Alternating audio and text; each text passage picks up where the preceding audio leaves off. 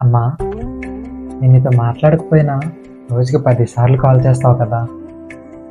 ఏదైనా పనిలో పడి విసుగ్గుంటే ఒప్పటికి నాన్న, నువ్వు ఎంత పనిలో ఉన్నా నేను గుర్తు చేయకపోతే టైంకి ఎలా తింటావురా అని ప్రేమగా అంటావు కదా. నీ ఆరోగ్యం కోసం మర్చిపోయి నా కొడుకు బాగుండాలని దేవుడికి మొక్కుకొని ఉపవాసాలు ఉంటావు కదా. నీ పసితనాన్ని యవ్వనాన్ని దోచుకొని పుట్టిన నా కోసం నీ ఇష్టాలు కోరికలు అన్నీ వదులుకున్నావు కదా. నీకేం కావాలమ్మా అని నేను అడిగితే నా కొడుకు ఎప్పుడూ ఆరోగ్యంగా సంతోషంగా ఉంటే చాలన్నా అని చెప్పావు కదా.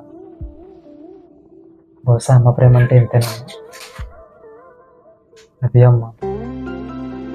నింగి నేల నిలిచేదాకా తోడుగా వీచే గాలి వెలిగే తారల సాక్షిగా నువ్వు కావాలే అమ్మా, నన్ను వీడొద్దు.